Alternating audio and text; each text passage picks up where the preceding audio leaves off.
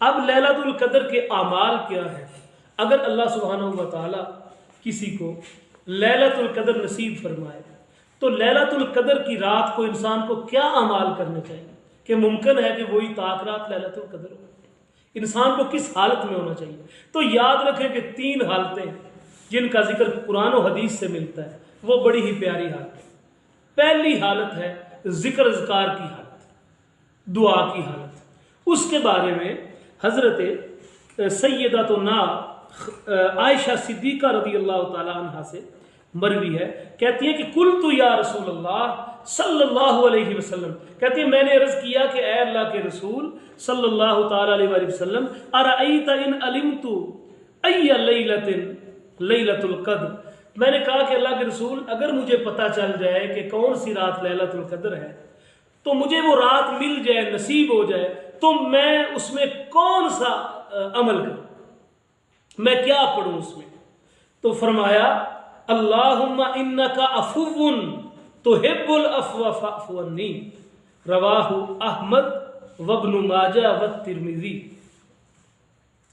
تو یہ ابن ماجہ، احمد ابن حنبل کی مسند اور ترمذی سے یہ روایت پڑھ رہا ہوں۔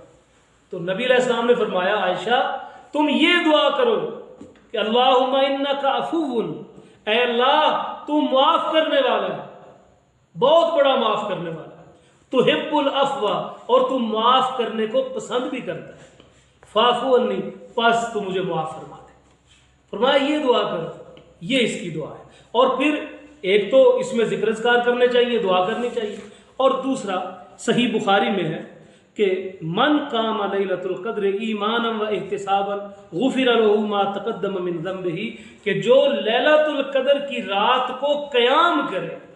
اب قیام سے مراد کیا ہے کہ لیلۃ القدر میں تراویح پڑھے، لیلۃ القدر کی رات میں تہجد پڑھے، صلاۃ التسبیح پڑھے، نوافل پڑھے، جو بھی پڑھے ذکر اذکار کرے۔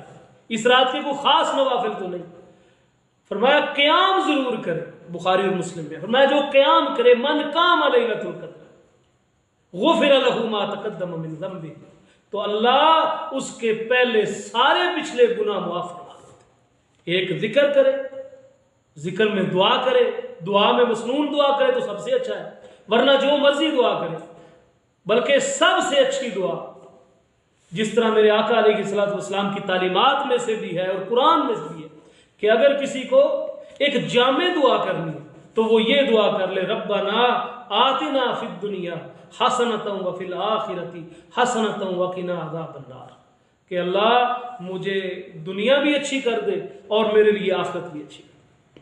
تو اس دعا کے اندر گویا اس نے دین اور دنیا کی ساری بھلائیاں حاصل کر، یہ دعا کر لے اللہم انک عفو تحب العفو فاعف عنی، یہ دعا کر لے۔